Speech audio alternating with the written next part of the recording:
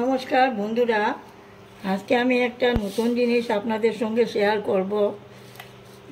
বাদাম নিয়েছি, কাঁচা বাদাম। এই দেখেন, ধুয়ে নিয়েছি, ভিজিয়ে রেখেছিলাম কিছুক্ষণ।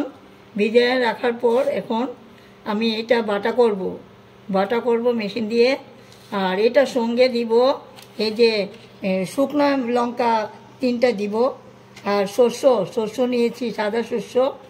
এটা ভিজিয়ে রেখেছিলাম, লঙ্কাটাও ভিজিয়ে রেখেছিলাম, অনেকক্ষণ ভিজিয়ে রেখেছিলাম, বাড়তে সুবিধা হবে এর জন্য।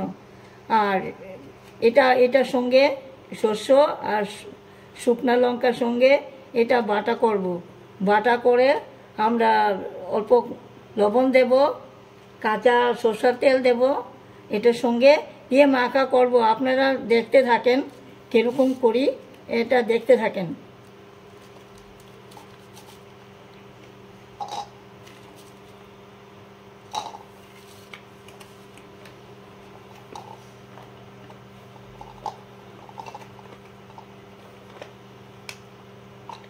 বাদামটা দিয়ে দিলাম, এখন শুকনো লঙ্কাটা দিয়ে দিব, ছিঁড়ে দিব। শুকনো লঙ্কাটা টুকরা করে দিয়ে দিলে ভালো হবে।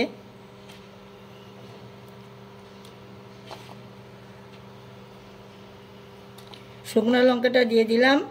এখন ভিজিয়ে রাখা শস্যটাও আমি অ্যাড করব।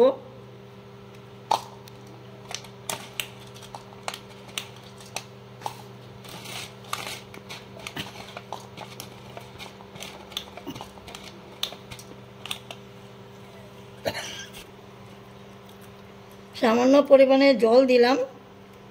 বন্ধুরা, বাটা হয়ে গেছে, এখন নিয়ে নিব।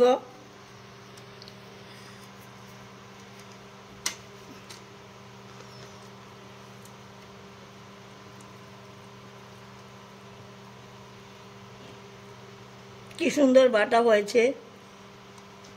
পাটা থাকলে, আমার পাটা নেই, এই জন্য আমি মেশিনে বেটে নিলাম।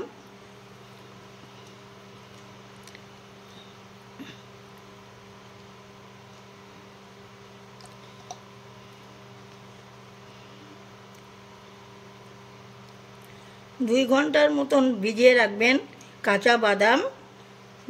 ভালো করে ধুয়ে পরিষ্কার করে ভিজিয়ে রাখবেন 2 ঘন্টা। আর শস্যটাও ভিজিয়ে রাখবেন, আর তারপর শুকনো লঙ্কাটাও ভিজিয়ে রাখবেন।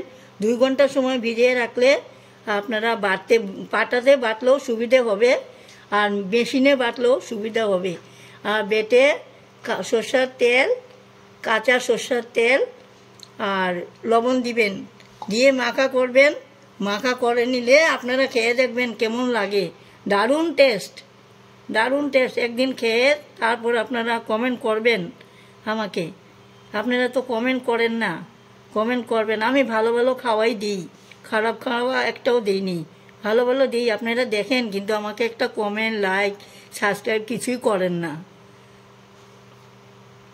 করবেন। আমি ভালো রান্না আপনাদের জন্য রেখেছি, আমি রান্না করে দেখাবো। মাখা করে আপনাদেরকে দেখাচ্ছি।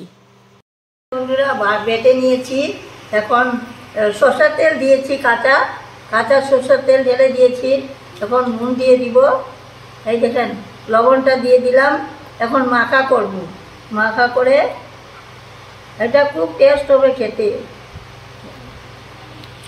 কচু বাটা যেরকম খান আপনারা বাড়িতে সবাই, এরকম লাগবে খেতে। আর দারুণ টেস্ট। আপনারা একবার খেয়ে দেখবেন কেমন টেস্ট বানিয়ে। আমার রেসিপিটা দেখবেন আর বাড়িতে বানিয়ে খাবেন, তখন দেখবেন আপনাদের কত টেস্ট লাগে। আর কেমন আপনাদের টেস্ট লাগলো আমাকে জানতে দিবেন, কমেন্ট করবেন। আপনারা তো দেখেন, কিন্তু আমার ইয়েতে কমেন্ট করেন না, সাবস্ক্রাইব, লাইক কিছুই করেন না। এখানে অনেক জিনিস পাওয়া যায় না, অনেক খুঁজে দূর থেকে আনতে হয় আমার, তার জন্য দেরি হয়ে যায়। দেরি হলে আপনারা আমার এখানে ভিজিট করবেন, কেন আমি দেরি করেও দিই। অনেক সময় অনেক জিনিস পাওয়া যায় না, খুঁজে আনতে হয়। আর পুরানা দিনের রান্না, এই বাটাটা আমার ঠাকুমা শিখেছিল ওনার শাশুড়ি থেকে। আর আমার মা আর মার শাশুড়ির থেকে শিখেছেন, আমার ঠাকুমার থেকে শিখেছেন। আর আমি আমার মার থেকে যতটুকু পারি শিখেছিলাম, তাই আপনাদের সঙ্গে আজকে দেখাতে পারছি। আপনারা বাটাটা দেখবেন আর বাড়িতে খেয়ে দেখবেন কেমন লাগে, কমেন্ট করবেন। কমেন্ট করলে ভালো লাগে। আর ভালো থাকবেন, সুস্থ থাকবেন, আমার লাইক কমেন্ট করবেন আমাকে, আর সাবস্ক্রাইবও করবেন। এখানেই আজকে শেষ করব। পরের ভিডিওতে আবার আপনাদের সঙ্গে দেখা হবে।